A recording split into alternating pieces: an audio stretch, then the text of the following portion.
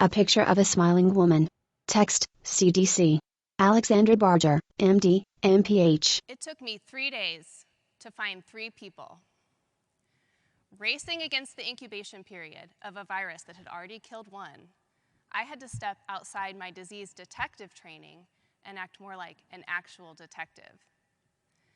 In the process, I had to ask myself, where is the line between public good and individual privacy, and have I crossed it? In October of 2024, a man in Iowa died of Lassa fever. Rather than using his real name here, I'll call him David. David had been visiting family in West Africa, where Lassa is endemic, and while he was there, he had been staying on his family's farm doing some work. What probably happened, and he almost certainly wasn't aware of it when it did, is he crossed paths with a rat infected with the Lassa virus. Not long after that, he got on a plane back to the US, and a few days after he landed in Iowa, he started to feel sick. David's symptoms, as they do for many Lassa patients, started relatively mildly, fever, cough, cold and flu-like symptoms. But Lassa fever isn't a cold or a flu. It's a viral hemorrhagic fever. And eventually, he got worse.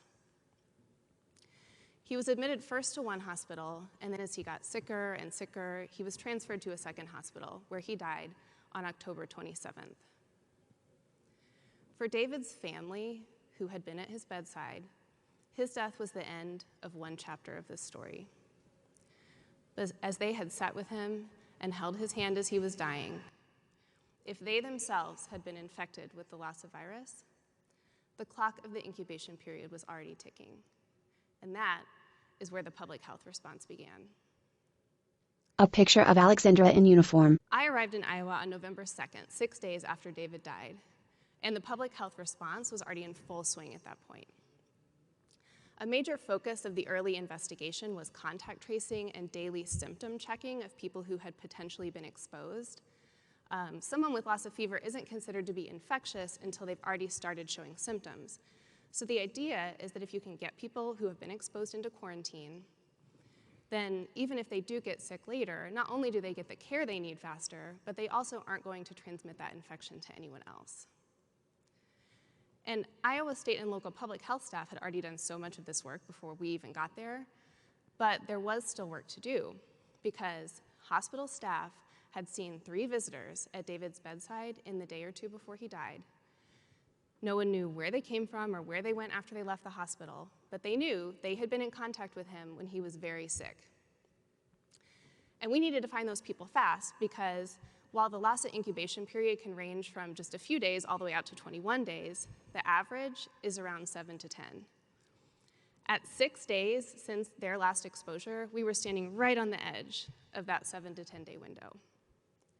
My assignment was to track those people down. Now to start with, I had about the same amount of information as you guys do right now, which is to say essentially none, but what I did know was the names of the hospitals David had been admitted to. So I started by requesting security footage. Within about 3 hours, hospital staff had gotten me video from the lobbies, and I got my first look at my mystery people. There was a woman wearing a pink top, a tall man, and then a second woman wearing a long black coat. I also got video from the parking lots showing the cars the visitors were driving, and after an initial look at the license plates, I realized that most of them were already accounted for by people we already knew about, like, for example, David's girlfriend, except for one, a silver SUV with a license plate that was too blurry to make out. Now, I had some initial success after looking at the security footage. I realized after checking on one of the license plates and comparing the lobby footage to some photos I could find online, that the woman in the pink top was almost certainly David's mom, who we already knew about, and she was in quarantine and she wasn't sick. So that was one person down. But as I wrapped up my first day in Iowa and moved into my second day, I still felt very acutely that the clock was ticking. Now, I think it's fair to ask at this point, why didn't we just ask David's mom, who was with her in the hospital? Like, wouldn't that have been simpler than this whole investigation that we were embarking upon? She stands on a stage. Text, Dr. Alex Barger, EIS 2023. The woman in the black coat. April 23, 2025. Yes, it would have been, but the issue with that is that this family had just lost their loved one. She had just lost her son. And instead of letting them come together and support each other, we were saying, you have to quarantine. You can't see each other. You can't even have a funeral. So perhaps understandably, they weren't eager, at least at first, to share with us the names of additional family and friends. So back to the internet looking for more leads. David had many publicly viewable social media profiles, and he had maybe 200 friends on each of them. So accounting for some degree of friend overlap, I would say I conservatively estimate that I looked at maybe 1,000 profile pictures, trying to compare them to the security footage to see if I recognized either of these people. While I was doing that, I was also trying to chase down this silver SUV lead. My thinking was that if I could find that car and get a better picture of the license plate, that I could maybe find out who it was registered to and then get an address. And I wasn't going to find that car in the parking lot of the health department, so not really knowing what else to do at this point, I drove to the addresses of a few of David's known associates to essentially stake them out to see if I could spot this silver SUV in the driveway or on the street outside. So I drive over there, and I'm sitting in my rental car trying to look inconspicuous, and of course I don't spot the SUV that way. And while I learned a lot about David's life from his Facebook pages, I did not find within them the two people that I was looking for. But I was still working with the security footage too.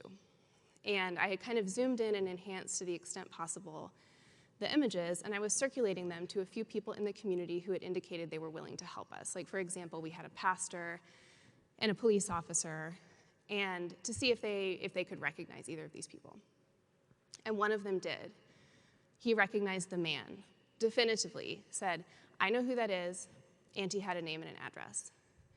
So that was 2 down, and I only had one person left to find, the woman in the black coat. Text 1. But how was I supposed to find her?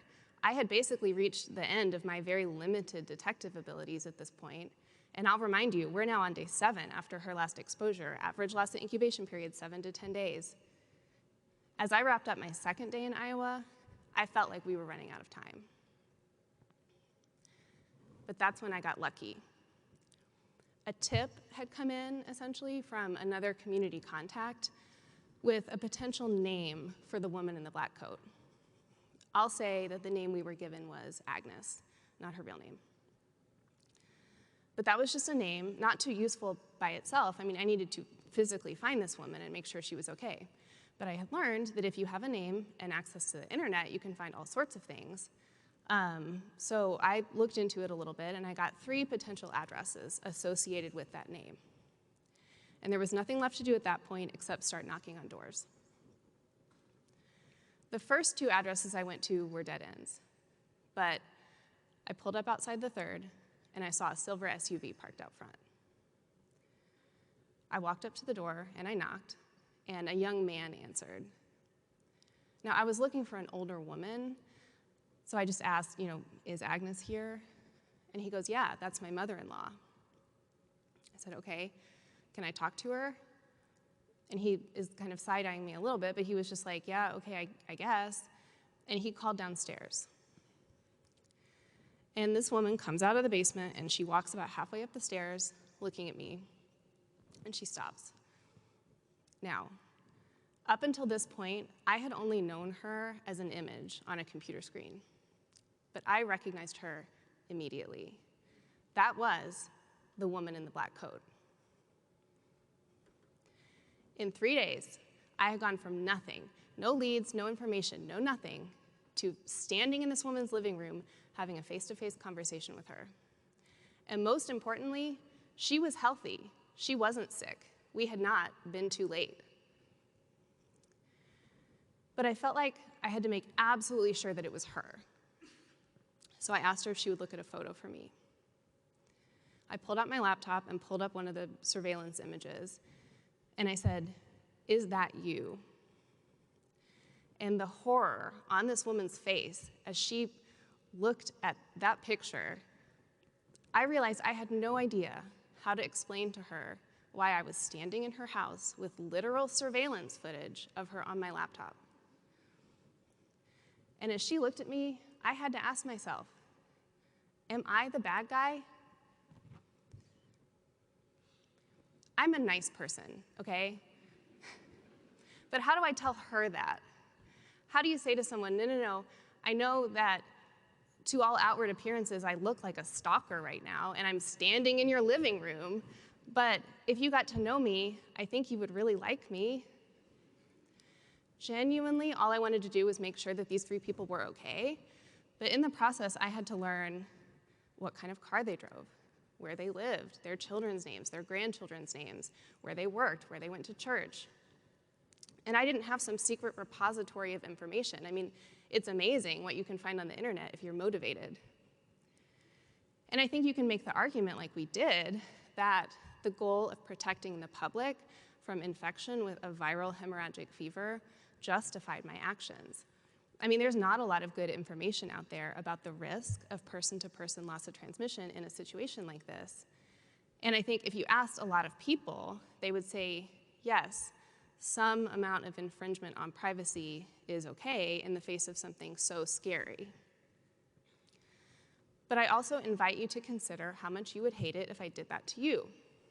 If I showed up at your house in my mask and my gloves with your name and your photo on my laptop, and I said, yeah, I know I haven't really respected your privacy, but it's okay because my intentions are good, so my actions must be justified.